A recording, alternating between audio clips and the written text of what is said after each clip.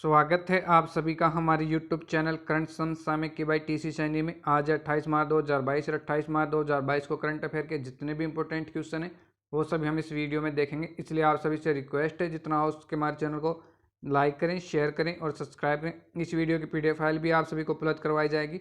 इस वीडियो के description box से आप PDF लिंक से PDF फाइल डाउनलोड कर सकते हैं। देखते हैं आज के क्वेश्चन।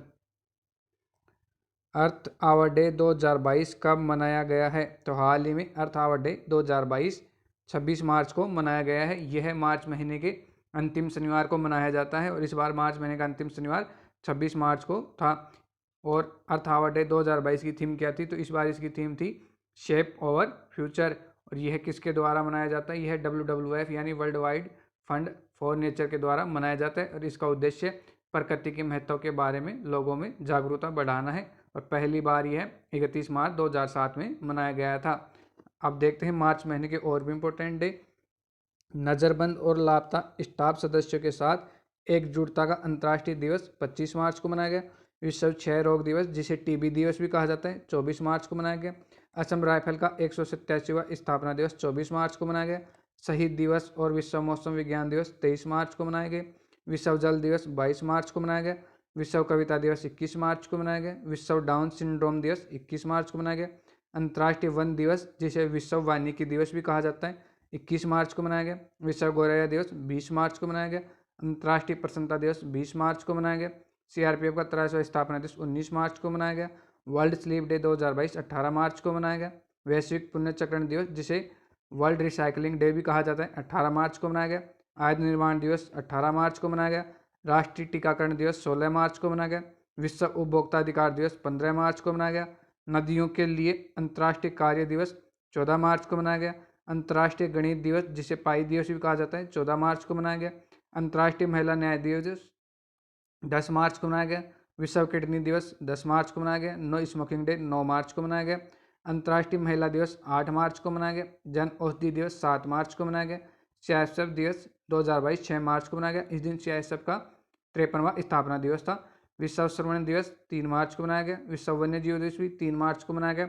विश्व नागरिक सुरक्षा दिवस 1 मार्च को मनाया गया और शून्य भेदभाव दिवस भी 1 मार्च को मनाया गया। अब देखते हैं next question.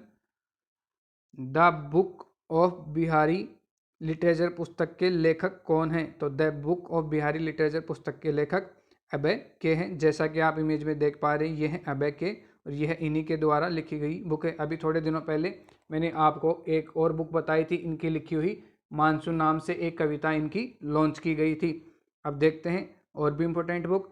Anfield barrels India's oil story Richa Mishra की बुक है। A children book the little book of joy Dalai Lama और डेसमंड टूटू की बुक है। Indian innings the journey of Indian cricket from 1947 Ayaz Memon की बुक है। On board my years in BCCI Ratnakar Shetty की book है। More than just surgery life lesson beyond the OT Tehemton Raj Udwadia की book है। Road to 1000 sports star और the Hindu group द्वारा लिखी गई बुक है। GR विश्वनाथन शीर्ष रिस्ट एश्योर्ड एक आत्मकथा R कौशिक द्वारा लिखी गई बुक है। Rahul Bajaj and extraordinary life Gita Piramal की बुक है। द बली बुक अमिताभ कुमार की बुक है। उगलुल ओरुवन MK स्टालिन की बुक है। ये तमिलनाडु के मुख्यमंत्री हैं और यह इनकी लिखी गई एक बुक है और यह इनकी आत्मकथा है। द मिलेनियम योगी दीपम चटर्जी की बुक है। Know yours right and claim them the guide for youth Angela Jolie की बुक है। एड्रेस बुक एक publishing memoir in the time of covid Ritu Menon की बुक है। ब्लड्स ओवर बॉम्बे उदय भाटिया की बुक है और एक ऑडियो बुक है जंगल मामा अमिताभ घोष की बुक है। देखते हैं नेक्स्ट क्वेश्चन। किस देश के द्वारा बरसामा शील्ड 2022 सैन्य अभ्यास के लिए 4 देशों की मेजबानी की जाएगी? तो बरसामा शील्ड 2022 सैन्य अभ्यास के लिए मलेशिया के द्वारा 4 देशों की मेजबानी की जाएगी। अब ये 4 देश कौन कौन से हैं? ऑस्ट्रेलिया, न्यूजीलैंड, सिंगापुर और यूनाइटेड किंगडम। अब यह मलेशिया के द्वारा की जा रही है। तो मलेशिया की कैपिटल क्या है? कुआलालंपुर। और वर्तमान में मलेशिया के प्रधानमंत्री कौन है? इस्माइल साबरी याकूब। और ये मलेशिया की करेंसी क्या है? मलेशियाई रिंगिट। अब देखते हैं और भी इम्पोर्टेंट सैन्य अभ्यास। भारत और सेशल्स के बीच लाइम टाइम 2022 का 9वां संस्करण आयोजित किया गया। भारत और उज्बेकिस्तान की सेनाओं के बीच एक्स टेस्ट लीग का आयोजन किया गया। नाटो सैन्य अभ्यास कोल्ड रिस्पॉन्स 2022 नॉर्वे में शुरू हुआ। भारतीय नौसेना का बहुपक्षीय अभ्यास मिलन विशाखापट्टनम में शुरू हुआ। अमेरिका और बांग्लादेश द्वारा संयुक्त हवाई अभ्यास कोप साउथ 22 आयोजित किया गया। भारत जापान संयुक्त अभ्यास पूर्वोत्तरम गार्जियन 2022 बेलगाम में यानी कर्नाटक में आयोजित किया गया। भारतीय वायुसेना द्वारा वायु शक्ति अभ्यास जैसलमेर के पोखरण रेंज में आयोजित किया गया। भारत श्रीलंका नौसैनिक अभ्यास सिलनेक्स का 9वां संस्करण विशाखापट्टनम में आयोजित किया गया। देखते हैं नेक्स्ट क्वेश्चन। AAI और किस कंपनी के बीच स्वदेशी हवाई यातायात प्रबंधन प्रणाली विकसित करने के लिए साझेदारी हुई है? तो हाल ही में AAI यानी एयरपोर्ट अथॉरिटी ऑफ इंडिया और बेल के बीच में स्वदेशी हवाई यातायात प्रबंधन प्रणाली विकसित करने के लिए एक साझेदारी हुई है। अब बेल के साथ हुई है, तो भारत इलेक्ट्रॉनिक्स लिमिटेड इसकी स्थापना कब हुई? 1954 में। और इसका हेडक्वार्टर कहाँ है? बेंगलुरु में। और वर्तमान में इसके MD और अध्यक्ष कौन है? अश्विनी कुमार दत्त। देखते हैं नेक्स्ट क्वेश्चन। बार्क इंडिया का नया अध्यक्ष किसे नियुक्त किया गया है? तो बार्क इंडिया का नया अध्यक्ष हाल ही में शशि सिन्हा को नियुक्त किया गया है। जैसा कि आप इमेज में देख पा रहे हैं, ये हैं शशि सिन्हा और इन्हीं को बार्क इंडिया का नया अध्यक्ष नियुक्त किया गया है। यहाँ पे कंफ्यूज नहीं होना है। बार्क यानी ब्रॉडकास्ट ऑडियंस रिसर्च काउंसिलिंग की हम बात कर रहे हैं। एक बार्क एटॉमिक रिसर्च सेंटर भी है, लेकिन यहाँ हम ब्रॉडकास्ट ऑडियंस रिसर्च काउंसिलिंग की बात कर रहे हैं। अब बार्क के वर्तमान में CEO कौन है? नकुल चोपड़ा। और इसकी स्थापना कब हुई? 2010 में। और इसका हेडक्वार्टर कहाँ है? मुंबई में। देखते हैं और भी इम्पोर्टेंट वर्तमान में सुर्खियों में रहने वाले अध्यक्ष। ऑयल इंडिया लिमिटेड के अध्यक्ष रंजीत रथ। भारतीय बीमा नियामक और विकास प्राधिकरण के अध्यक्ष देवाशीष पांडा। चारधाम परियोजना के समिति के नए अध्यक्ष justice AK Sikri. CII Karnataka के अध्यक्ष अर्जुन रंगा। CII पश्चिमी क्षेत्र का अध्यक्ष सुनील चौरड़िया। एशियाई क्रिकेट परिषद के अध्यक्ष जय शाह। एयर इंडिया के चेयरमैन N चंद्रशेखरन। राष्ट्रीय वित्तीय प्राधिकरण के अध्यक्ष अजय भूषण पांडे। और FATF यानी फाइनेंशियल एक्शन टास्क फोर्स के अध्यक्ष हाल ही में T राजा कुमार को मनाया गया। देखते हैं नेक्स्ट क्वेश्चन। किस शहर की पुलिस के द्वारा संडे स्ट्रीट पहल शुरू की गई है? तो हाल ही में मुंबई पुलिस के द्वारा संडे स्ट्रीट पहल शुरू की गई। इसमें क्या होगा? इसमें 4 घंटे के लिए सड़कों को ट्रैफिक मुक्त कर दिया जाएगा, जिससे लोगों को आने जाने में परेशानी नहीं हो। देखते हैं नेक्स्ट क्वेश्चन। प्रति व्यक्ति आय के मामले में कौन सा राज्य शीर्ष पर रहा है? तो प्रति व्यक्ति आय के मामले में हाल ही में सिक्किम शीर्ष पे रहा है। यह दिल्ली आर्थिक सर्वेक्षण के द्वारा एक रिपोर्ट में बताया गया कि सिक्किम और गोवा के बाद में दिल्ली इसमें 3rd स्थान पर आ चुका है। और सेकंड पे कौन सा है? गोवा। अब सिक्किम इसमें शीर्ष पर है। तो सिक्किम की कैपिटल क्या है? गंगटोक। और वर्तमान में सिक्किम के मुख्यमंत्री कौन है? प्रेम सिंह तमांग। और गवर्नर कौन है? गंगा प्रसाद। अब देखते हैं सिक्किम के बारे में और भी इम्पोर्टेंट फैक्ट। भारत का पहला 100% जैविक राज्य सिक्किम बना। और हाल ही में सिक्किम सरकार के द्वारा अम्मा और बहनी योजना पहल की शुरू की गई।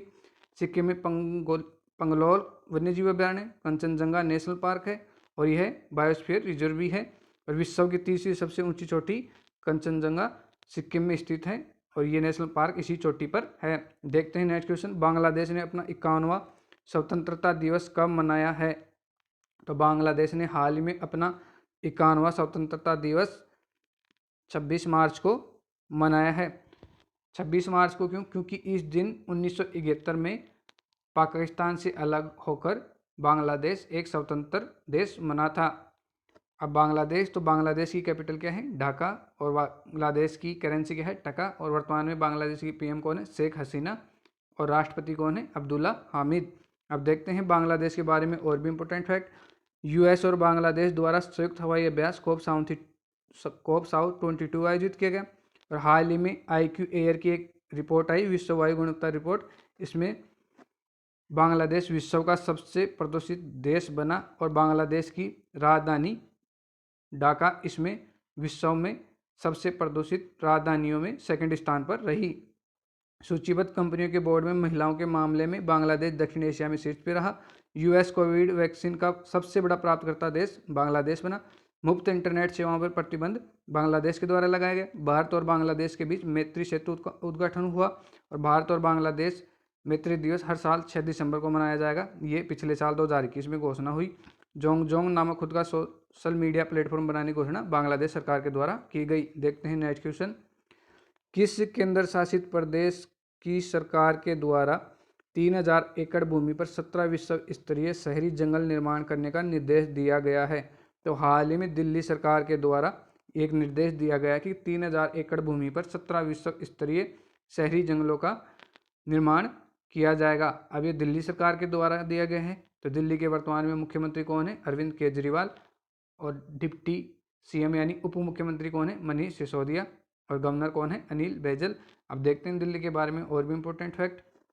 देश के पहले स्मोक टावर का उद्घाटन दिल्ली में हुआ। ई कचरे से निपटने के लिए देश के पहले ई वेस्ट इको पार्क को दिल्ली में मंजूरी दी गई। और हाल ही में IQ एयर की विश्व गुणवत्ता रिपोर्ट 2021 में दिल्ली विश्व की सबसे प्रदूषित राजधानी शहर बनी। जय भीम मुख्यमंत्री प्रतिभा विकास योजना की शुरुआत दिल्ली में की गई। रियल एस्टेट के लिए सबसे हरा भरा शहर दिल्ली को घोषित किया गया। साहित्य अकादमी के साहित्य उत्सव का आयोजन दिल्ली में किया गया। पूसा कृषि विज्ञान मेला 2022 दिल्ली में आयोजित किया गया। स्कूल हेल्थ क्लिनिक का उद्घाटन दिल्ली में किया गया। स्मार्ट कार्ड शस्त्र लाइसेंस पेश करने वाली देश की पहली पुलिस दिल्ली पुलिस बनी। और शहरी खेती के लिए एक मेगा अभियान शुरू करने की घोषणा दिल्ली सरकार के द्वारा की गई। देखते हैं next question. Neo bank avail finance का अधिग्रहण किसके द्वारा किया जाएगा? तो नियो बैंक एवेल फाइनेंस का अधिग्रहण ओला के द्वारा किया जाएगा। अपनी वित्तीय सेवाओं की पेशकश का विस्तार करने के लिए ओला के द्वारा इसका अधिग्रहण किया जाएगा। देखते हैं नेक्स्ट क्वेश्चन। OECD यानी आर्थिक सहयोग और विकास संगठन ने वित्त वर्ष 2023 के लिए भारत की GDP कितने प्रतिशत रहने का अनुमान लगाया है? तो OECD के द्वारा वित्त वर्ष 2023 के लिए भारत की GDP 8.1% रहने का अनुमान लगाया है। अब देखते हैं और भी इम्पोर्टेंट GDP वृद्धि दर। अनटैक्ड ये संयुक्त राष्ट्र की एक रिपोर्ट है। इसने 2022 के लिए भारत की GDP दर 4.6% रहने का अनुमान लगाया। फिच रेटिंग्स ने फाइनेंशियल ईयर 2023 के लिए विकास दर 8.5% रहने का, किटसल ने 2022-23 के लिए 7.8% रहने का, और हमारे आर्थिक सुरक्षण में 2023 में 8.5% रहने का अनुमान लगाया। NSO के द्वारा 2021-22 में 8.9% रहने का अनुमान लगाया। मॉर्गन स्टैनली 2022-23 के लिए 8.1% रहने का अनुमान लगाया। और मूडीज ने 2022-23 में 9.1% रहने का अनुमान लगाया। अब देखते हैं next question. Indian psychiatric society का राष्ट्रीय सम्मेलन कहाँ आयोजित किया गया है? तो इंडियन साइकाइट्रिक सोसाइटी का राष्ट्रीय सम्मेलन विशाखापट्टनम में आयोजित किया गया है। यह इसका 73वां संस्करण था। और इस बार इसकी थीम क्या थी? इसकी थीम थी ब्राइडिंग माइंड्स कनेक्टिंग जनरेशन। अब देखते हैं नेक्स्ट क्वेश्चन। किस IIM ने रिटेल टेक कंसोर्टियम की स्थापना की है? तो हाल ही में IIM अहमदाबाद के द्वारा रिटेल टेक कंसोर्टियम की स्थापना की गई है। इसकी स्थापना क्यों की गई है? इसकी स्थापना भारत में कई खुदरा और प्रौद्योगिकी कंपनियों के साथ साझेदारी करने के इरादे से इसकी स्थापना की गई है। और इसमें फ्लिपकार्ट भी शामिल किया गया है। यह सेंटर फॉर डिजिटल ट्रांसफॉर्मेशन में शुरू की गई है। IIM यानी भारतीय प्रबंध संस्थान। देखते हैं नेक्स्ट क्वेश्चन। भारत भाग्य विधाता महोत्सव का उद्घाटन किसने किया है? तो भारत भाग्य विधाता महोत्सव का उद्घाटन हमारी वर्तमान में केंद्रीय महिला एवं बाल विकास मंत्री स्मृति ईरानी के द्वारा किया गया है। और यह 10 दिनों तक चलने वाला एक महोत्सव है। देखते हैं नेक्स्ट क्वेश्चन।